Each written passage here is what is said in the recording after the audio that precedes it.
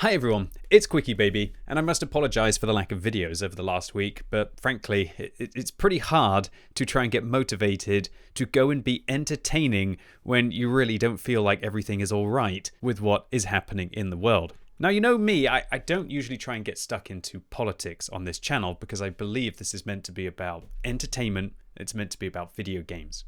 And one of the reasons why I love video games is I use them to escape, as probably a lot of you do, from reality. However, some things are so important that I just don't feel like I can stand by idly and take a moment to state my opinion as what's going on in Ukraine. I just made a community post an hour ago, but I'm sure that it's not going to be popping up in some of your feeds, so I wanted to clarify it at the start of this video, and then hopefully everybody realizes what page I'm on with regards to the matter.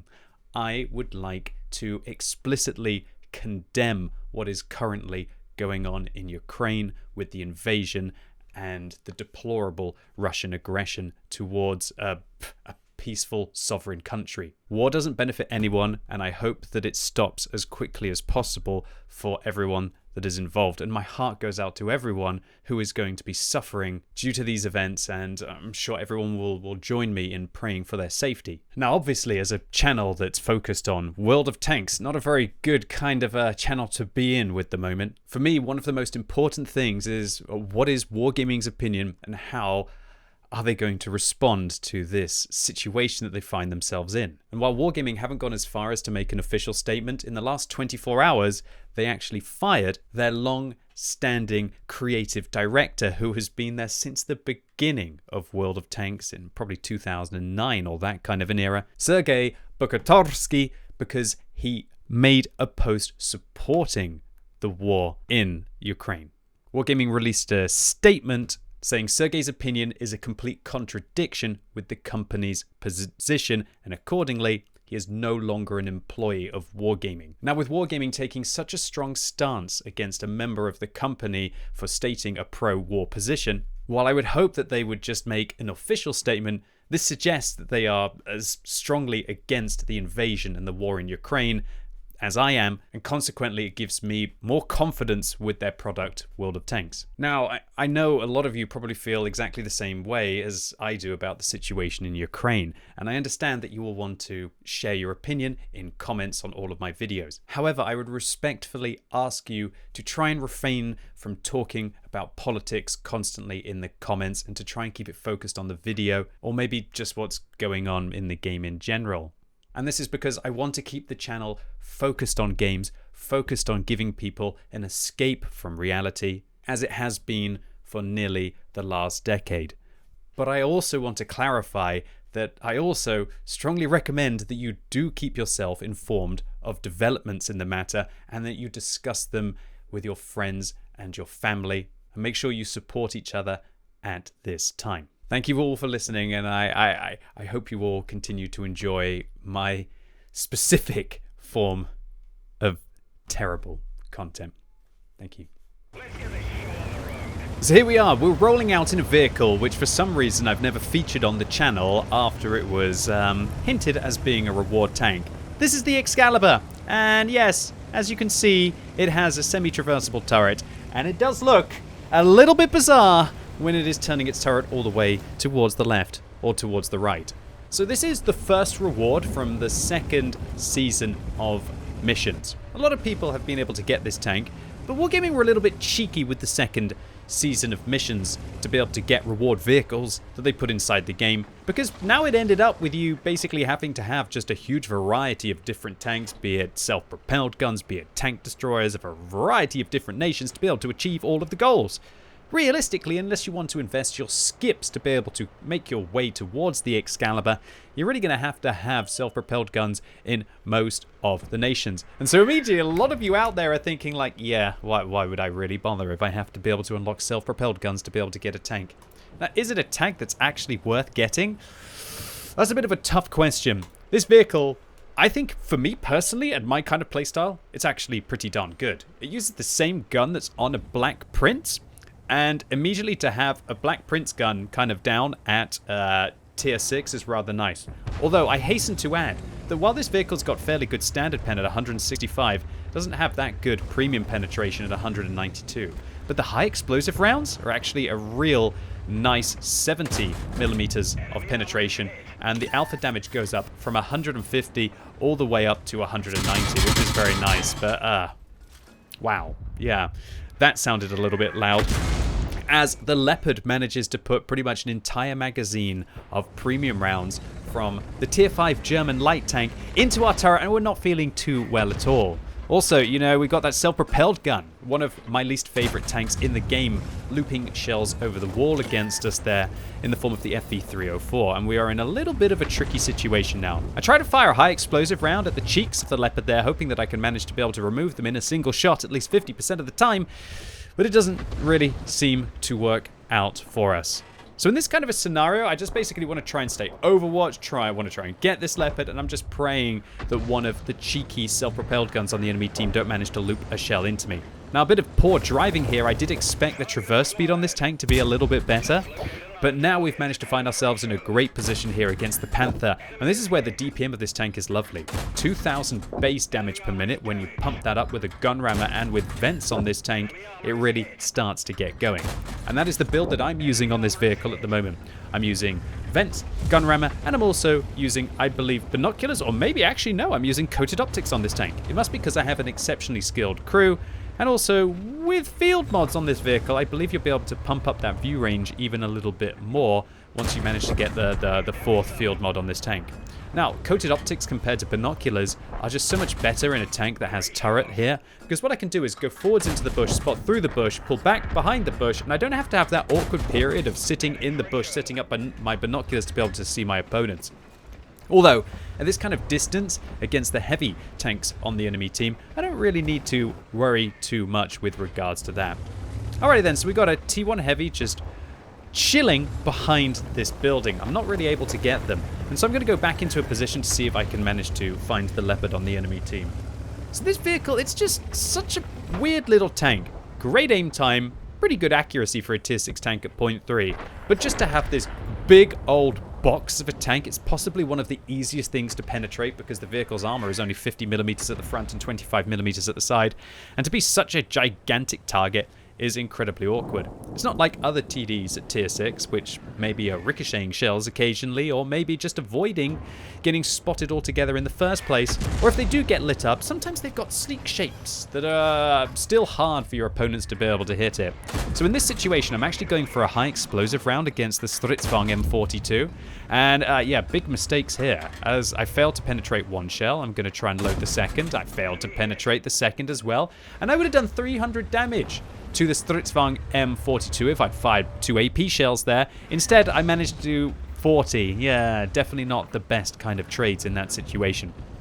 Makes you realize that high explosive rounds, you should only really fire them if you're about 80% sure that the shell is still going to go in, or it gives you a massive advantage if it does so. Talk about massive advantage by getting rid of the Leopard in that situation. Now the enemies don't have any vision along the mid part of the map, and that's giving us a lot more opportunity to see if we can try and maybe push the tempo against them. So in this situation, I'm actually going to make a bit of a misplay in this game, and the misplay in this game is going to be just taking my time a little bit too much. I'm going to just chill here and like let the timer start to dwindle down. And I'd really think that if you're going to learn anything from this game, I mean, I've done a decent amount of damage in this position. 1,500 damage for a tier 6 tank destroyer is rather good. And if we were to take away the clip from the Leopard and the FV304, we'd be absolutely dominating in this game. But it's really important in moments like this to make sure that you figure out when maybe you're being a little bit too passive. And undoubtedly, as this was happening, I think I was streaming at the time. No, I was streaming at the time. But I think that I was probably just having a bit of a talk in chat, maybe answering a few questions, and it's very easy to do that when you're playing a TD. You know, just sit there and think, something's going to drive out in front of me and then I'm going to be able to deal with them, right?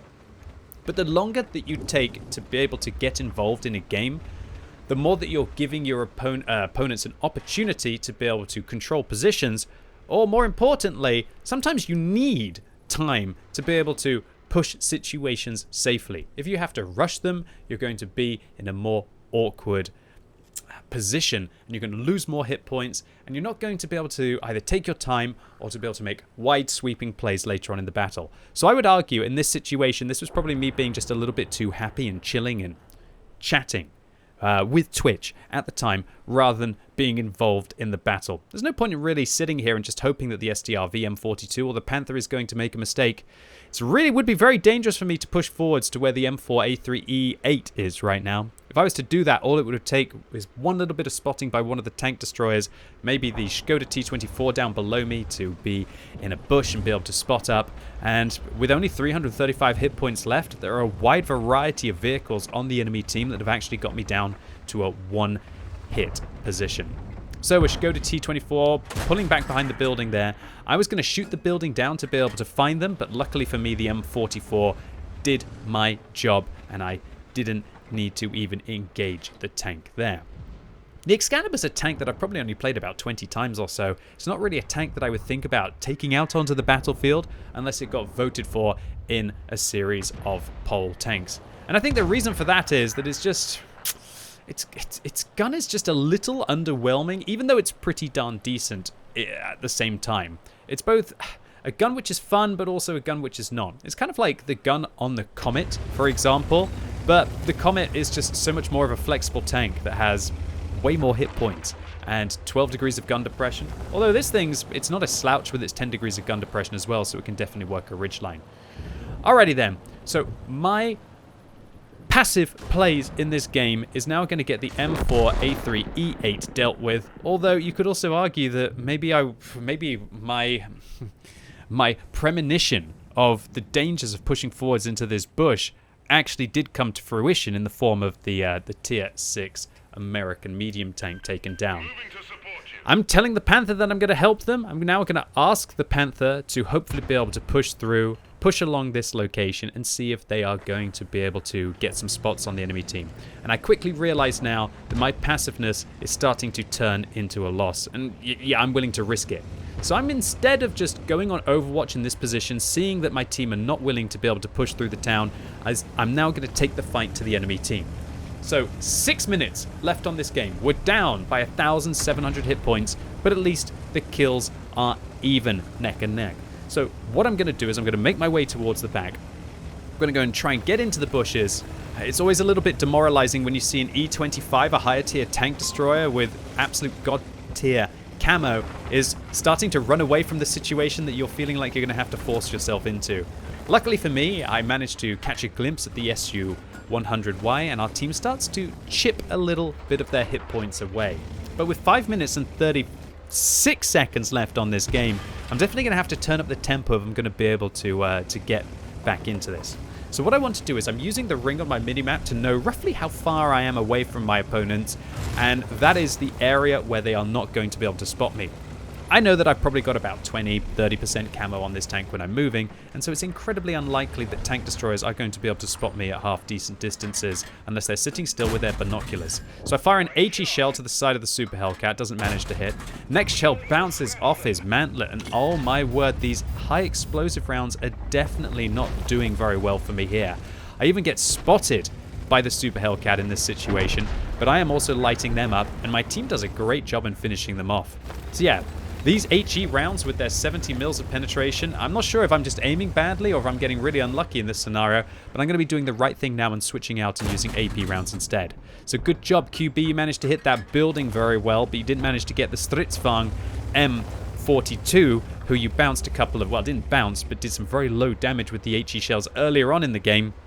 And right now, with 4 minutes left on this battle, I was thinking, am I ever going to wake up and kind of smell the coffee and actually get this done? And so what more have I got to lose?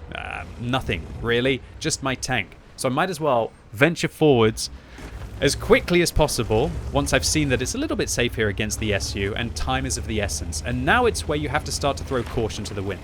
Now, I really wish that I had figured out what to do several minutes ago. If I'd figured it out with 7 minutes left on this game, I think I'd have been in a much better position to be able to secure it.